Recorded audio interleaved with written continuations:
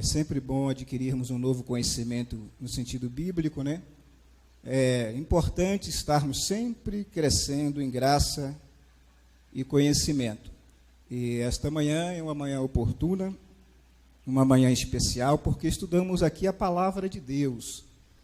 E a palavra de Deus, ela norteia a nossa vida em todos os aspectos, né? Uma vez que nós nos tornamos cristãos, fomos alcançados pela graça redentora de Cristo Jesus, a nossa vida é norteada pela palavra de Deus. Nós somos guiados pelo Espírito Santo e dessa maneira nós vivemos em novidade de vida.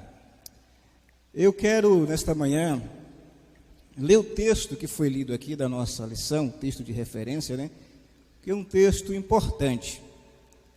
Esse texto foi escrito pelo apóstolo Paulo, está na sua segunda carta aos Coríntios, capítulo 5, versículo 17. Eu vou ler numa versão diferente, e eu achei interessante, e gostaria que os irmãos acompanhassem a leitura dessa versão, que é um pouco diferente.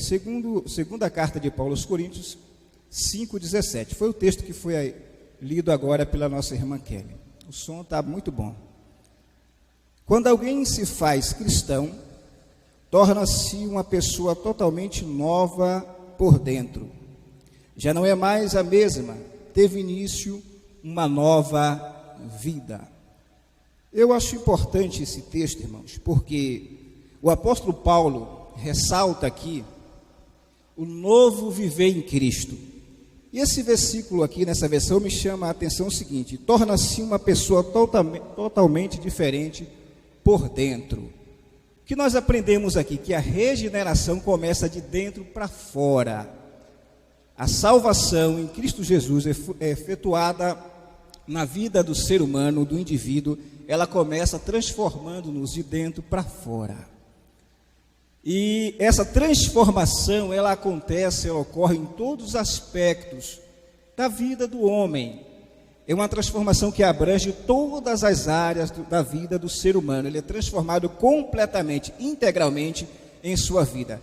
O seu comportamento é mudado, a sua linguagem também é mudada, a sua maneira de ver o mundo, a sua maneira de ver as coisas, a sua maneira de proceder aqui na terra é completamente mudada pelo poder regenerador da salvação que começa de dentro para fora. E a partir daí, uma vez que você está em Cristo, você passa a viver em novidade de vida, uma vida nova, uma vida diferente. E o apóstolo diz que as coisas velhas ficaram para trás, as práticas antigas, os desejos pecaminosos da carne, as práticas do mundo, né, que outrora nós praticávamos, morreu, deixou de existir em nossas vidas. E agora nós vivemos uma vida completamente diferente, em uma dimensão diferente, em uma condição espiritual e moral diferente, porque a graça redentora de Cristo operou uma transformação que começou em nós de dentro para fora. E essa transformação, ela se reflete no nosso exterior, ela se reflete no nosso dia a dia, no nosso viver diário, em nosso relacionamento com os irmãos, em nosso relacionamento com nossos amigos, em nosso relacionamento com os colegas de trabalho, em nosso relacionamento com nossos vizinhos e com as pessoas que estão à nossa volta, irmãos. Então, essa nova maneira de viver refletida, as pessoas olham para nós e percebem que nós fomos mudados completamente de maneira extraordinária. E aí alguém fica a perguntar: como isso aconteceu? Como pôde aquela pessoa mudar da água para o vinho assim de uma hora para outra? É porque ocorreu o milagre da graça salvadora de Cristo dentro de nós. Isso é muito importante. Então esse texto fala de salvação, fala de vida nova. E esse é o tema que nós iremos abordar hoje. Estamos trabalhando nesse quarto trimestre, irmãos, com a revista dominical da editora Betel. E o tema que nós iremos abordar nesta manhã é o seguinte: os efeitos da salvação na plenitude humana. A lição é a lição de número 2. Os efeitos da salvação na plenitude humana. e nós iremos compreender isso um pouco melhor na aula de hoje. Vamos estudar agora o tema salvação e os efeitos da salvação em todas as áreas da vida humana. Olha que interessante, irmãos. O que vamos estudar agora? A salvação alcançada em Cristo Jesus e os efeitos dessa salvação em todas as áreas da vida humana. Ou seja, a salvação ela é ampla, ela é abrangente, ela abarca todas as áreas da vida do ser humano, ela abrange, ela afeta, ela transforma, ela muda todas as áreas da vida do indivíduo. Então, a salvação ela vem e ela muda, ela transforma, são os efeitos da salvação na vida da pessoa. Vou também abordar aqui, irmãos, na aula de hoje, 2 aspectos da salvação. A justificação e B, a santificação, que entre tantos aspectos, esses 2 nós iremos abordar nessa manhã. A justificação e a santificação, que nós iremos compreender um pouco melhor num segundo e no terceiro ponto da nossa lição de hoje. Eu quero já ir para o nosso primeiro ponto, porque o nosso tempo é precioso, né? E eu quero dar a aula por completo. Nosso primeiro ponto, a grande salvação.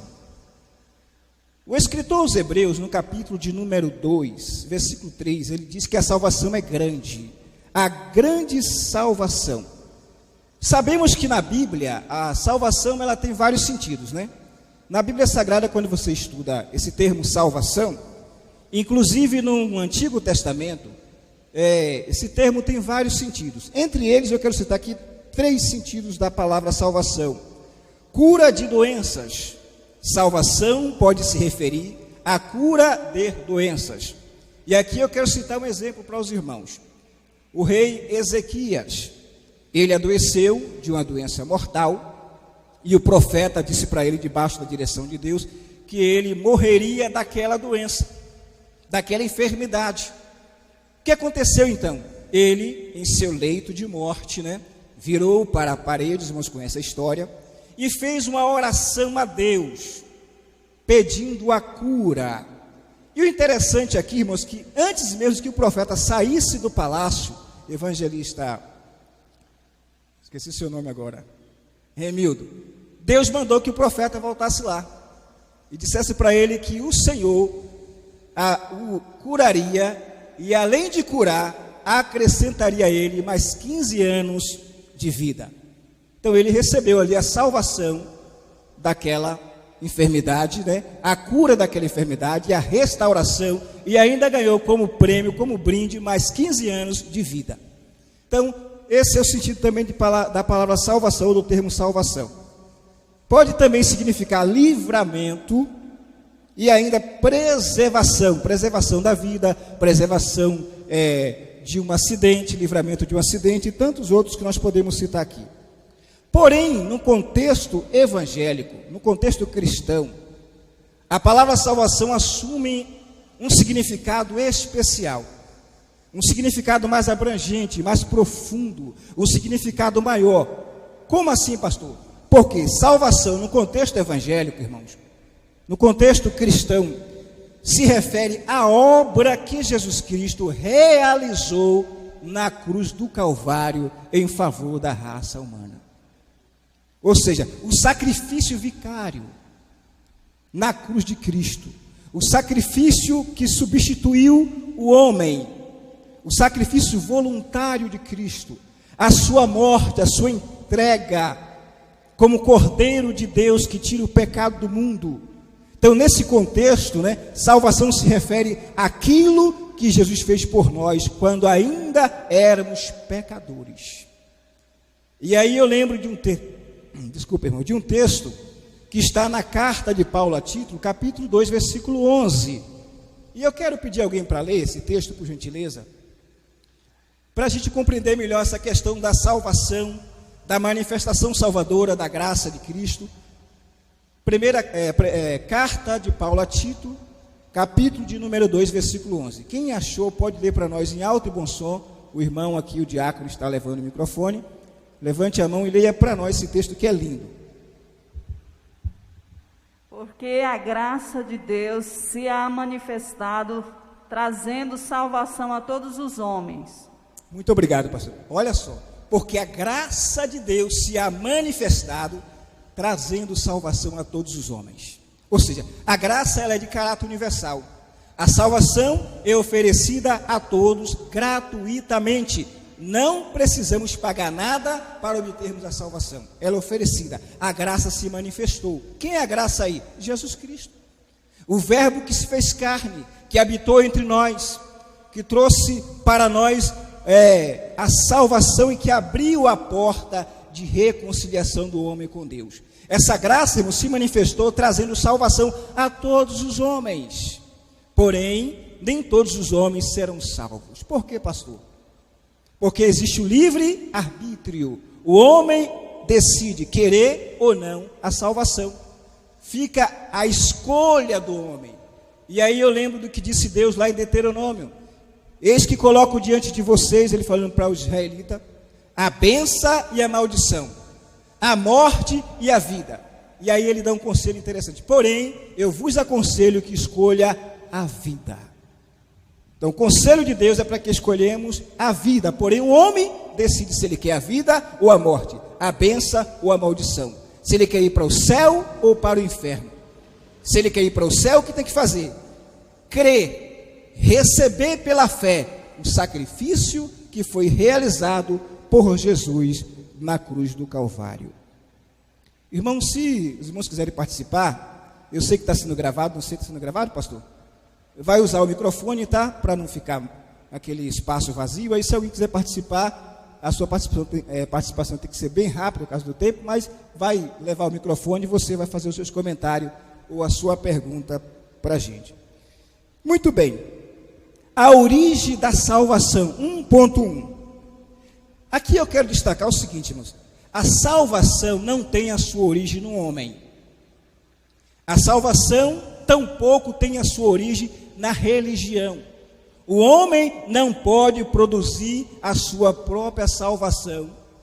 E nem tampouco o homem pode produzir a salvação do seu semelhante. Então, a salvação não tem a sua origem no ser humano. Também ela não tem a sua origem na religião. Aliás, irmãos, na minha opinião, você pode até não concordar, ao longo dos séculos, ao longo da história da raça humana, a religião tem criado mais confusão e divisão do que paz e reconciliação. Se você estudar a história da religião no mundo, a religião tem criado conflitos, divisões. Claro que a religião envolve pessoas, e onde há pessoas tem essas questões. Então, a religião, por mais boa que pareça ser, ela não tem nela a origem da salvação. Então, o ser humano não é a origem da salvação. A religião também não pode produzir a origem da salvação. Em quem então está, irmãos, a origem da salvação? Quem é a fonte da salvação? Está aí na sua revista, eu creio que você estudou isso em casa. Deus é a fonte da salvação. A salvação teve a sua origem no eterno Criador de todas as coisas. No Deus autoexistente, irmãos. O que significa autoexistente? Aquele que existe por si só. Aquele que não precisa de ninguém, nada fora dele para existir. Aquele que é eterno, significa o quê? Que nunca houve um tempo que Deus não existiu. Deus sempre existiu. Aquele que é imutável, que significa isso? Que não muda, irmãos. O tempo, a matéria e o espaço não pode influenciar Deus. Deus não muda, Ele é o mesmo, ontem, hoje e eternamente. Aquele que é onipotente, que é onisciente, que é onipresente, aquele que é justiça, aquele que é verdade, aquele que é paz, é nele que a salvação teve origem. Ele olhou para a terra e viu a raça humana que ele havia criado caída, distanciada, mergulhada no pecado, mergulhada nas trevas, presa pelo reino das trevas. Então ele enviou seu filho, irmãos, para nos resgatar. Então a salvação foi planejada na eternidade por quem? Por Deus. Ele planejou a salvação do ser humano. Então a salvação tem origem nele, porém ele a executou através de quem? Da pessoa bendita do seu Filho Jesus Cristo. E aí eu quero pedir aos irmãos que leiam outro texto, que eu já pedi em outra oportunidade, mas esse texto para mim é um dos mais importantes da Bíblia. Romanos capítulo 5, versículo 8, salvo engano, é 8:5, acho que é 5:8. Eu quero que alguém leia para nós, e aí o diácono já está com o microfone ali. Romanos capítulo de número 5, eu acho que o versículo é 8, se não for é o contrário. Quem pode ler, por gentileza, para nós aí? Mas Deus prova o seu próprio amor para conosco pelo fato de ter Cristo morrido por nós, sendo nós ainda pecadores. Olha que interessante, obrigado, irmão. Mas Deus, o apóstolo Paulo diz quem? Deus. Aquele ser extraordinário, irmão, e supremo. Deus que é soberano em suas decisões e que não pede conselho a ninguém para tomar nenhuma decisão. E que não precisa fazer reunião para tomar decisões. Esse Deus eterno, olha só, Deus prova o seu amor para quem? Para conosco. Agora veja a segunda parte do versículo. Quando ainda éramos pecadores, escravo do pecado, distanciado da luz do Evangelho. Então Deus resolve provar o seu amor por nós, dando Jesus para morrer em nosso lugar e prover a reconciliação com o Eterno. Então Deus, irmãos, em sua infinita misericórdia, decidiu salvar o ser humano. Em sua infinita misericórdia, Ele desceu pessoalmente para trazer o ser humano de volta para si. Isso é extraordinário, irmãos. Se nós pararmos para refletir e pensarmos sobre isso, é tremendo. Então Deus, a salvação tem a origem em quem? Vamos lá? Em Deus.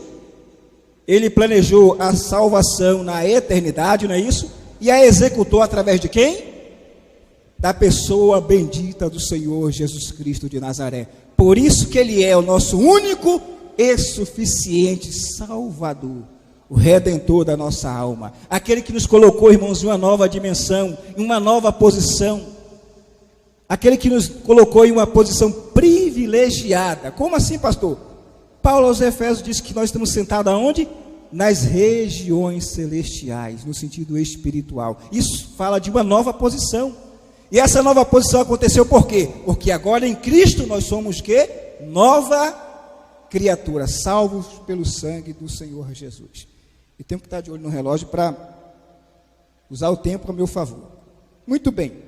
A obra agora, ainda no 1.1, a obra propiciatória de Jesus é a maior revelação do grande propósito de Deus no plano da redenção da raça humana para salvar o ser humano. Olha que coisa interessante, irmãos.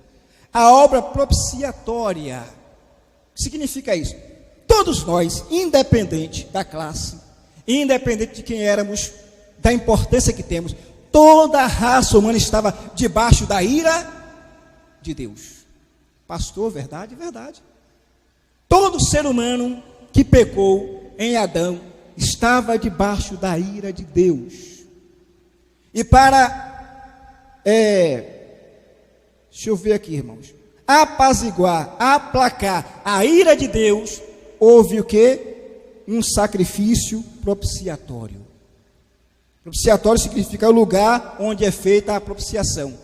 Ou seja, o Calvário, a cruz do Calvário foi o lugar onde Cristo se ofereceu em sacrifício vivo.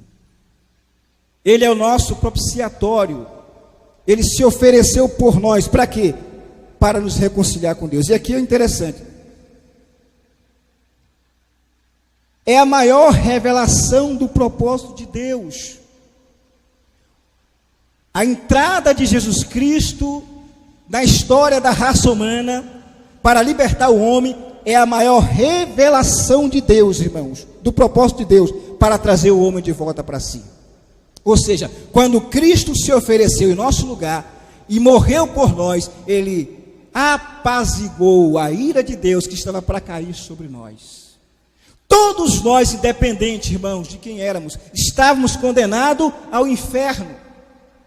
caminhando a passos largos em direção à eternidade sem Deus, longe de Deus, condenado a viver na escuridão das trevas eternamente, porque estavam debaixo da ira de Deus. Mas Jesus assumiu o nosso lugar. Ele foi crucificado como Cordeiro de Deus. A ira de Deus, que era para cair sobre nós, caiu sobre ele. E aí diz o profeta Isaías, que pelas suas pisaduras nós fomos o quê? Sarados. As feridas no corpo de Cristo e a ira de Deus que caiu sobre ele, resultou para nós em salvação, em cura, em reconciliação, em justificação, em nova vida, em nova posição. Isso é extraordinário, irmãos, e é encantador para nós. Muito bem. 1.2. A natureza da salvação. Isso aqui também é muito importante. Compreende todos os atos e processos que salientam todos os elementos da fé cristã. A natureza da salvação compreende todos os atos e processos que salienta todos os elementos da fé cristã, irmãos. Quais são esses elementos da fé cristã? Eu quero citar pelo menos 3 aqui para os irmãos compreenderem isso melhor. A certeza da salvação, firme fundamento. A esperança que nos move e a convicção da vida eterna. São elementos da fé. Existem vários elementos da fé, eu citei aqui apenas 3. Primeiro, qual foi? A certeza, que é o fundamento, está fundamentado na palavra. A certeza que nós temos que agora em Cristo Jesus nós somos salvos. Quem tem essa certeza aqui? Faça assim com as mãos. Quem te dá essa certeza de que você é salvo? A sua fé em Cristo Jesus, no sacrifício que Ele fez na cruz por você. A certeza de que Ele morreu em seu lugar para trazer você de volta para Deus. Isso te dá certeza absoluta de que se você partir agora, você vai estar com Cristo na eternidade. Essa certeza é um elemento da fé. O segundo elemento da fé, a esperança, irmãos, a esperança que nos move. E aí, falar em esperança, eu lembrei de um texto, e eu vou pedir para alguém ler também, esse texto, na carta de Paulo aos Colossenses, capítulo 1, versículo 27, esse texto também é muito bonito, e sempre eu estou lendo esse texto. Eu falando de esperança, eu lembrei desse texto, porque a esperança é um dos elementos da fé, né? E a esperança não é um sentimento, na minha opinião, um sentimento passageiro, algo supérfluo. Não, o sentimento é muito mais que a esperança, melhor dizendo, é muito mais que um sentimento, é muito mais que uma coisa. O que é a esperança, pastor? Eu vou mostrar para você agora nesse texto. Por favor, dê aqui o microfone para a pastora, que está com a Bíblia aberta. Colossenses 1, 27. Escute bem esse texto aí, por favor, irmãos.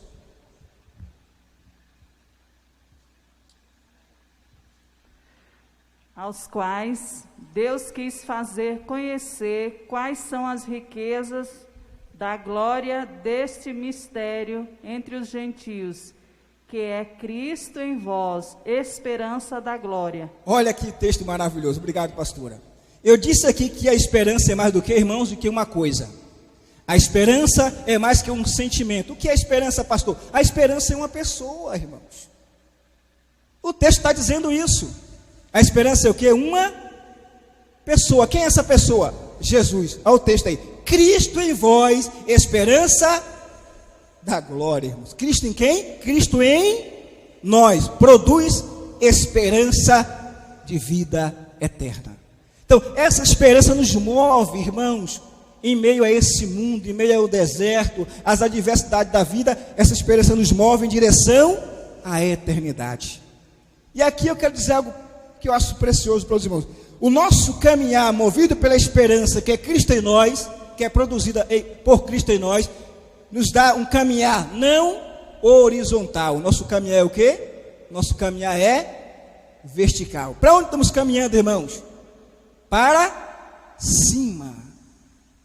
O nosso caminhar não é horizontal, porque essa esperança nos move numa caminhada para cima, no sentido vertical. Você está caminhando para onde? Para encontrar-se com Jesus em breve. E é essa esperança que é produzida em você por Cristo te move na direção ao encontro com o noivo brevemente. Então, essa esperança é um dos elementos da fé. O outro elemento que eu já citei, que se confunde também com certeza, que é a convicção. A convicção é uma certeza profunda que você tem dentro de você, que ninguém pode tirá-la de você. Essa convicção qual é? É a convicção de que você é salvo, mesmo que o diabo diga que você não é.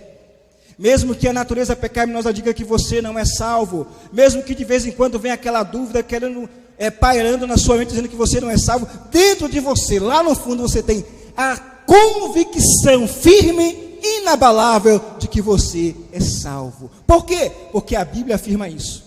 Porque Jesus afirma isso. Afirma, pastor, afirma. O texto que eu acabei de ler diz que você agora é nova criatura em Cristo Jesus, você é salvo em Cristo. Então está afirmando que você é. Então se você é porque alguém maior disse isso. E esse alguém é o próprio Jesus Cristo. Estes atos e processos são vistos e desenvolvidos num plano da redenção da seguinte maneira. Esses atos que estou falando da salvação, irmãos, eles são vistos e desenvolvidos no plano da redenção da seguinte maneira: salvação no passado. Eu quero pedir para que alguém leia para nós aí, salvação no passado, na sua revista. Por favor, diácono, dá um microfone para alguém ler para nós aí. Salvação no passado. O que significa salvação no passado? Está aí na sua revista, no primeiro ponto. No primeiro ponto, ponto 1, ponto 2, natureza da salvação. Salvação no passado. Lê para nós aí, por favor.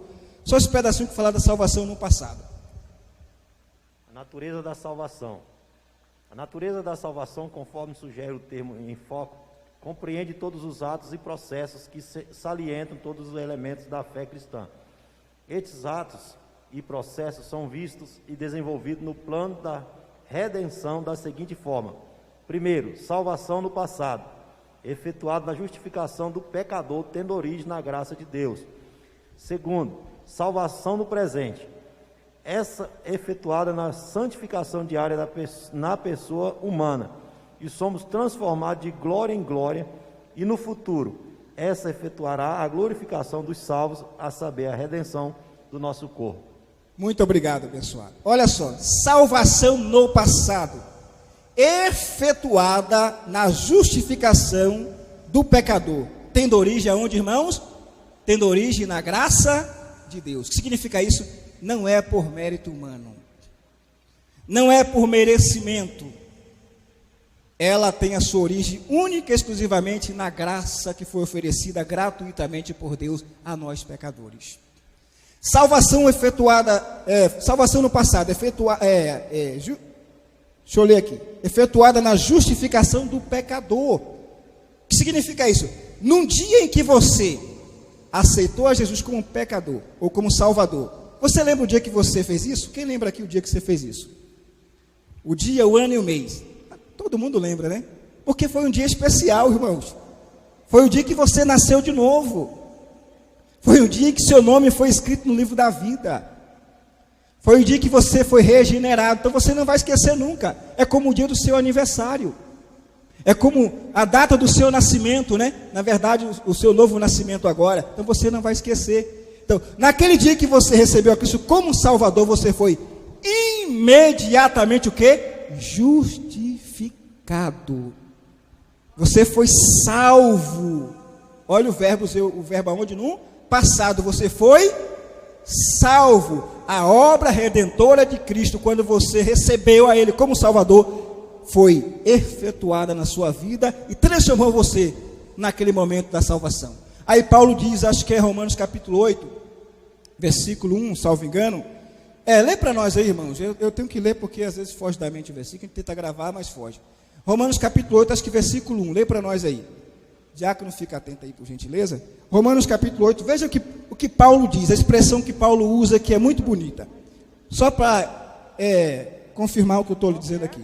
Romanos 8, 1. Agora, pois, já nenhuma condenação há para os que estão em Cristo Jesus. Muito obrigado, abençoado. Você viu o que o texto diz que Paulo falou? Agora, olha a expressão que Paulo usa. Agora, pois, nenhuma condenação há para aqueles que estão em quem? Em Cristo Jesus. Agora quando? Agora quando você recebeu a Jesus. Agora quando você se decidiu pela salvação em Cristo. Agora nenhuma condenação pesa sobre você. Por quê?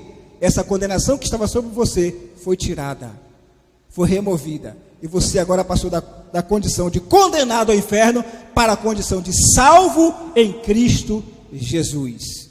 Isso foi efetuado no dia em que você, aconteceu no dia em que você recebeu a fé. Salvação no presente. Essa efetuada na santificação diária na pessoa humana. Agora, no presente, eu continuo sendo salvo. Eu sou salvo em Cristo Jesus. E como isso é percebido? Na santificação diária. Diariamente eu sou santificado pelo Espírito, pela palavra, eu sou santificado pela minha posição em Cristo. Isso é salvação no presente. Então, quando alguém perguntar para você, crente, você é salvo?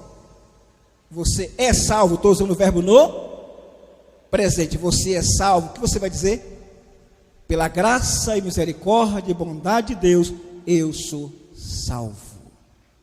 No presente você é salvo, porque Cristo, a salvação, ela é passada, ela é presente, ela também é o quê?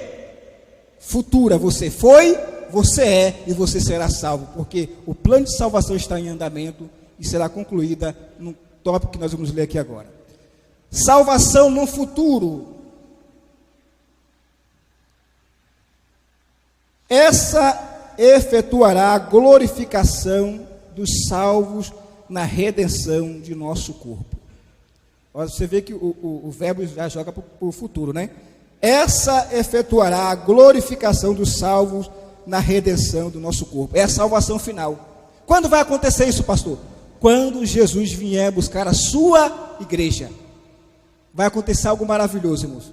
Eu já preguei aqui, eu não lembro o dia, sobre cinco verdades sobre a segunda vinda de Jesus. E eu citei uma dessas verdades, que eu vou citar aqui agora. A Bíblia diz que o nosso corpo será o quê? Transformado. Esse corpo material, esse corpo corruptível, esse corpo sujeito ao tempo, à matéria e ao espaço que cansa, esse corpo que com a morte das células vai envelhecendo, vai morrendo, você sabia disso? As células vão morrendo, o corpo vai envelhecendo, vai morrendo também, aí o seu rosto vai ficando enrugado, isso é a velhice chegando por causa da morte da célula, do corpo limitado. Esse corpo seu limitado será o quê? Transformado em um corpo incorruptível, em um corpo de glória. É a redenção final do salvo, do corpo do salvo. Você vai sair dessa terra e vai agora estar em um corpo glorificado. E aí o apóstolo João, eu acho que é no capítulo 3, verso 1 e 2, eu não lembro bem agora, diz que nós seremos semelhante a Cristo. E assim como Ele é, o veremos. Semelhante como? Como o seu corpo glorioso, o nosso corpo será semelhante ao corpo de Cristo. Então glorifique a Deus, não tenha medo da velhice, não tenha medo da sepultura, nem das limitações dessa vida, do estado desse corpo, porque essas limitações um dia vai acabar. Essas limitações, essas dores, tudo isso que você sente agora um dia vai acabar, porque na redenção final o seu corpo será transformado em um corpo glorioso, habilitado para habitar a eternidade juntamente com o Pai da eternidade. Vamos lá, irmãos, eu estou 40 minutos só no primeiro ponto, eu tenho que terminar a aula por completo. Vamos para o 1.3, a eleição divina. A eleição se deu antes da criação do ser humano e antes do pecado. Eleição aqui se refere à eleição para a salvação. Esse ponto é um pouco polêmico, né, porque os calvinistas têm uma visão diferente dos armenianos. Uma visão diferente, mas nós não vamos entrar aqui nesse debate agora, porque o tempo não permite, e também uma escola, vamos ser um pouco mais sucinto. Mas essa eleição divina, ela foi efetuada, realizada antes da criação do ser humano e antes da queda. Como assim, pastor? Deus, em sua onisciência, Deus, em sua capacidade de ver as coisas antecipadamente, Ele criou a eleição divina. E o que eu entendo por isso? Na minha visão, claro que minha visão é eu acho um pouco rasa, mas eu quero dar a minha visão, que a partir do momento que o indivíduo recebe a Jesus como Salvador, ele passa a ser predestinado à salvação. Todos aqueles que recebem a Cristo como Salvador, a partir desse recebimento, ele passa a ser um predestinado à salvação, um eleito à salvação. Mas também a partir do momento que o indivíduo rejeita o sacrifício do Calvário, rejeita a salvação, ele passa a ser um predestinado à perdição. Por quê, pastor? Diz aqui o César Moisés que, veja só, a soberania divina coexiste com o livre-arbítrio. Deus é soberano e Ele deseja salvar o ser humano, e Ele ofereceu para o homem, Ele criou o plano de salvação, Ele executou essa salvação através de Cristo, Ele abriu a porta da salvação. Agora, o homem que decide entrar por essa porta ou ficar de fora dela. Não é verdade? Então, o que eu aprendo aqui? Que Deus não foi pego de surpresa, mas quando o homem caiu, né, pastor? Deus ficou desesperado. Eu não esperava que o homem ia cair, eu não esperava que o homem ia pecar, eu não esperava que o homem ia me desobedecer. Deus foi pego de surpresa com isso? Não, irmãos, porque Ele já via isso. E em seu grande amor, Ele vendo isso, já projetou lá na eternidade, irmãos, um plano de salvação e a eleição divina para aqueles que recebem a Cristo como Salvador. Então agora você, em Cristo Jesus, você é eleito para a vida eterna em Cristo Jesus. Muito bem. Vamos para o segundo ponto. Eu dei uma pincelada muito rápida aqui nessa questão de eleição, mas em outra oportunidade o pastor pode até preparar um estudo, estou dando uma sugestão, né? Fica a critério dele, para dar uma aula sobre só a eleição e a predestinação, que é uma coisa profunda e controversa, e controvertida, melhor dizendo. Segundo ponto, resultados abençoadores da justificação. No primeiro ponto nós apresentamos o que, irmãos? Apresentamos a grande salvação, lembra disso? Apresentamos a salvação no passado, no presente e no futuro, lembra? Também falamos sobre o quê? Falamos sobre eleição divina, falamos também sobre a natureza da salvação. E agora, no segundo ponto, estou sendo bem didático para você compreender melhor. Vamos estudar resultados abençoadores da justificação. Mas para estudarmos os resultados, primeiro precisamos compreender o quê? O que é justificação. Vocês sabem o que é justificação? Quem sabe aqui, levante a mão, por favor. Está na revista, irmãos, o que é justificação, né? Quero que alguém leia para nós só aquele ponto que fala sobre justificação na revista. Vem aí, pastor, ou pastor. Quem localizou aí? Está na revista aí dizendo o que é justificação. Leia para nós aí, pastor, por favor. Segundo Strong, justificação, como descrito na Bíblia, é o ato divino de considerar como justo, declarar justa uma pessoa com base na obra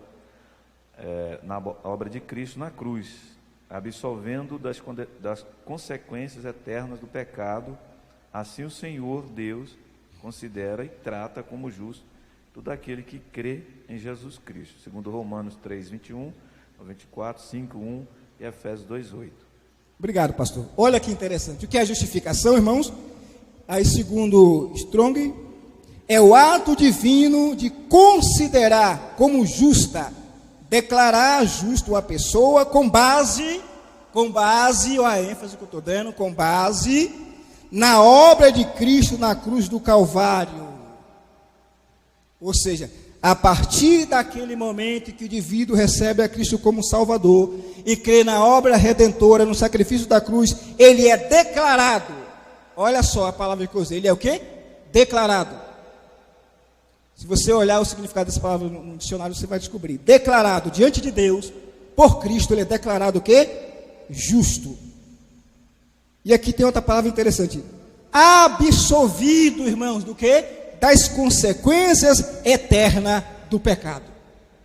Uma vez que você foi declarado justo diante de Deus, Agora você está livre das consequências eternas do pecado. Quais são as consequências eternas do pecado, irmãos? Morte eterna, separação eterna de Deus, lago de fogo, quase que não sai a palavra, né? Tormento eterno. Essas são as consequências eternas do pecado. Mas agora que você foi justificado, considerado justo diante de Deus pelo sacrifício de Cristo, você está livre dessas consequências. E a base de tudo isso está onde aqui?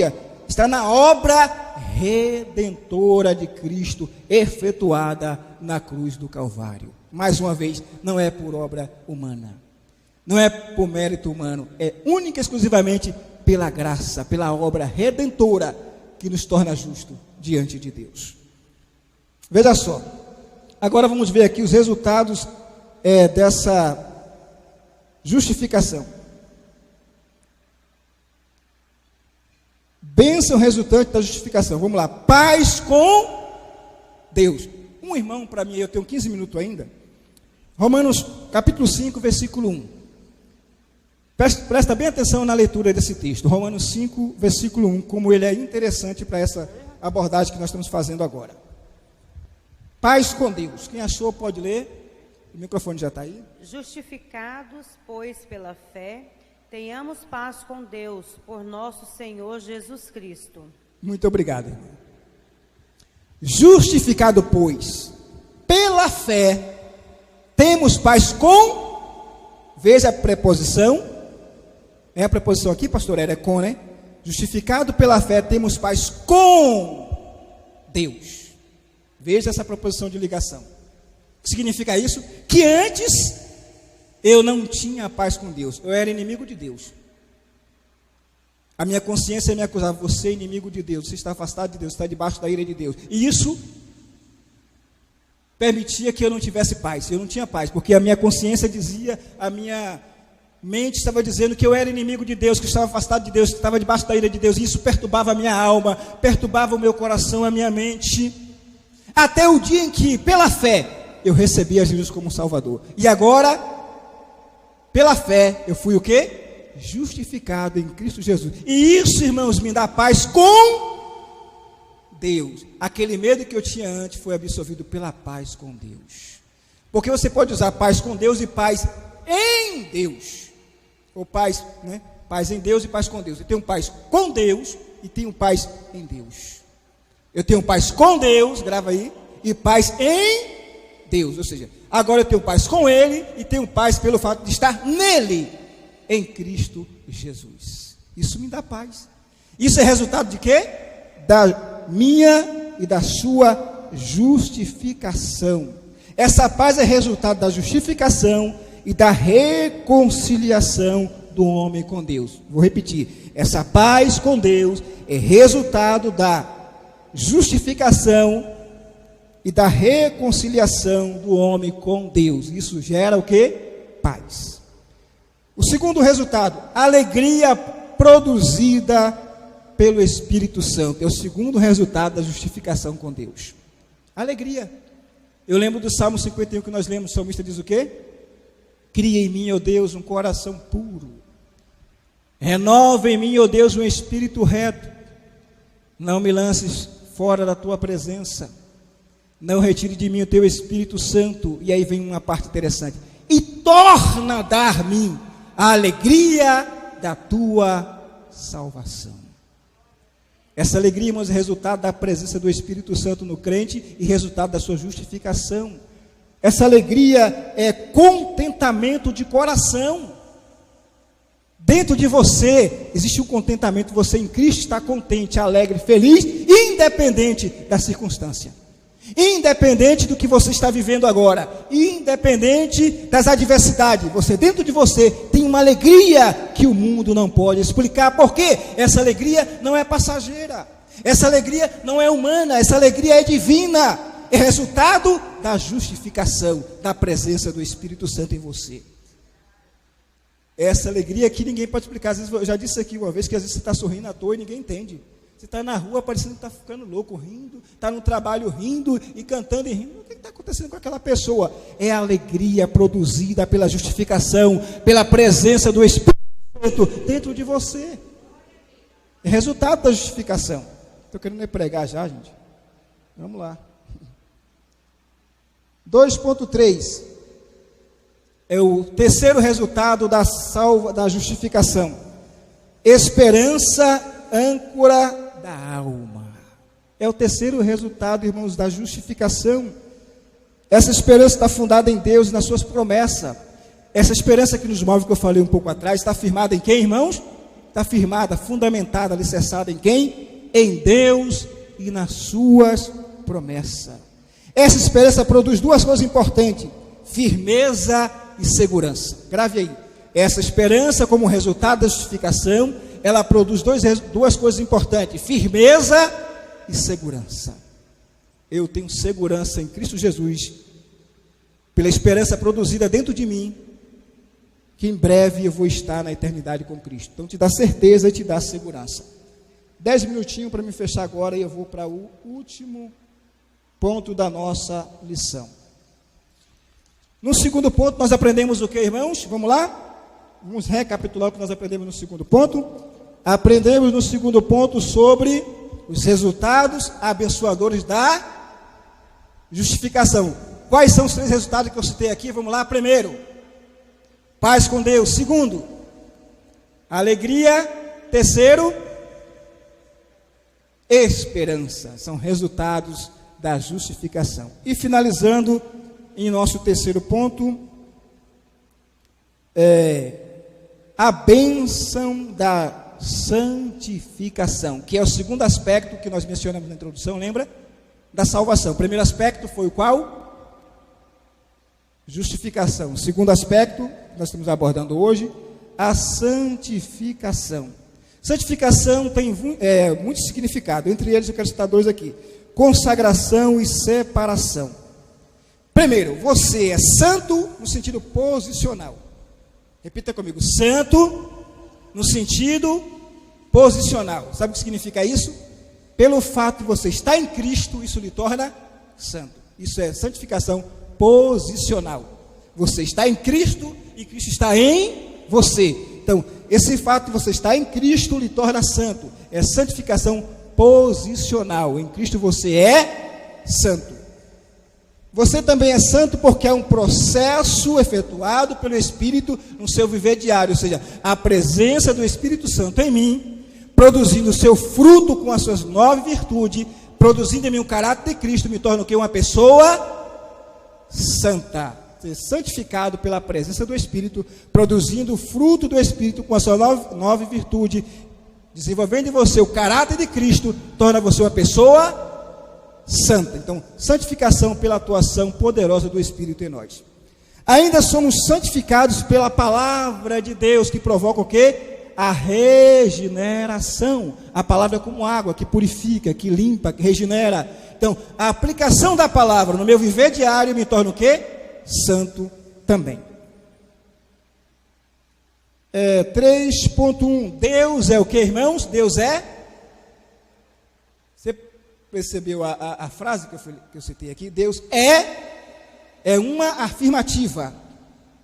Aqui não está no subjuntivo, está o quê? No afirmativo. Quem entende de português um pouquinho, que nem eu, não entendo muito, mas entendo um pouquinho. Deus é o quê? Santo. Santo como, pastor? Santo no sentido absoluto da palavra. Santo separado de tudo aquilo que pode manchar o caráter. A imoralidade, o pecado, a imperfeição, as coisas terrenas, as coisas humanas, não pode manchar o caráter e a santidade de Deus, porque Ele é o quê? Separado de tudo aquilo que o contamina. Ou seja, nada pode contaminar Deus. Ele, em sua essência, Ele é o que, irmão? Santo. Em sua natureza, Ele é santo. Ele não está cheio de santidade. Ele, além de estar cheio, Ele é santo em si. Ele é a personificação da santidade. Isso fala de quê? De perfeição moral. No sentido moral, Deus é perfeito. No sentido espiritual, Deus é perfeito. Em seu caráter, Deus é perfeito. Deus é absoluto em santidade. Por isso que Ele exige de nós o quê? Santidade. Hebreus capítulo 12, versículo 14 fala o quê, irmãos? Segui a paz com... Agora a parte B fala o quê? e a santificação, sem a qual ninguém verá a Deus. A santificação é um estado que nós precisamos desenvolver para ver Deus. Vamos agora para... E essa também é a vontade de Deus, a nossa santificação. Deus deseja a nossa santificação. 3.2. O homem e a natureza caída. Estou finalizando, irmãos. Quando Deus criou o homem, o ser humano, lá e colocou no jardim do Éden, Deus o criou com a natureza caída, irmãos? Não. Deus criou o homem perfeito em todos os aspectos, em todos os sentidos que você possa imaginar. Fisicamente o homem era perfeito? Sim. Moralmente o homem era perfeito? Espiritualmente o homem era perfeito? Em sua relação com Deus o homem era perfeito? Olha só, Deus criou o homem no estado de perfeição completa e total. O homem era tão santo que Deus descia todos os dias no virar da tarde para passear com o homem no jardim, irmãos.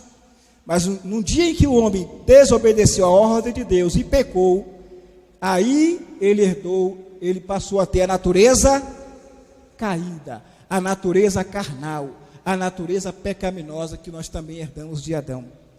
Então, essa natureza, vou ler aqui. Deus não criou o homem com a natureza caída. Não, Deus criou o homem perfeito. Mas quando ele caiu, essa natureza surgiu dentro dele. A marca do homem passou a ser, olha como isso é interessante, presta atenção nessa leitura. A marca do homem passou a ser de inclinação para o pecado e desvio do seu Criador.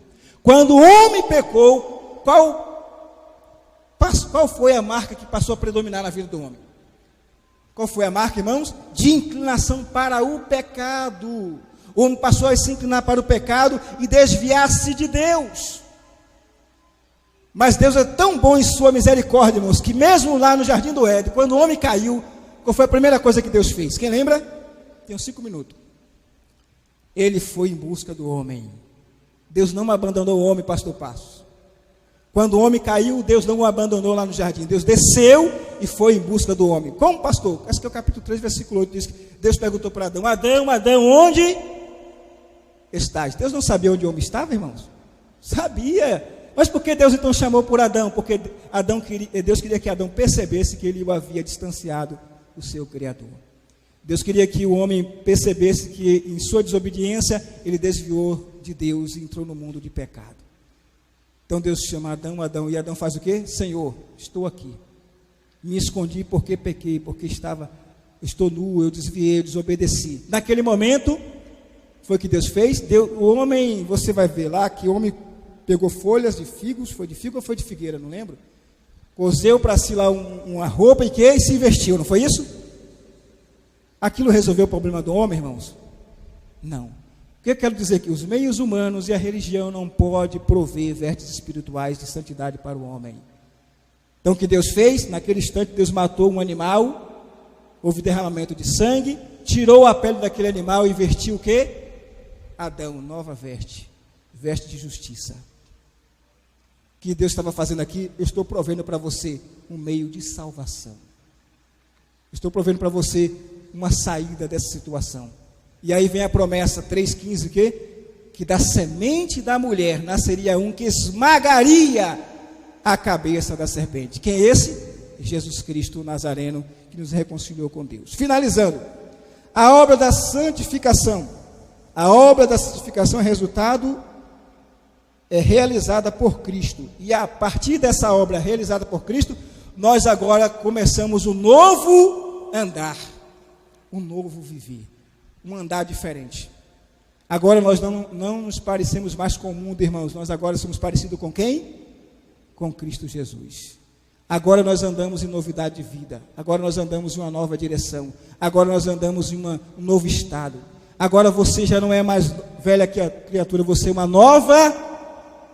Por que você é uma nova criatura? Porque Jesus Cristo, em sua obra redentora, salvou você, justificou você, santificou você e o reconciliou com Deus o Pai. Agora você tem salvação, você tem paz com Deus e o seu nome está no livro da vida. Quem pode aplaudir o Senhor, por gentileza? Eu devolvo o microfone para quem é direito. Estou encerrando a minha participação. Consegui dar a aula toda e 10 horas em ponto estou encerrando. Que Deus abençoe a todos em nome de Jesus.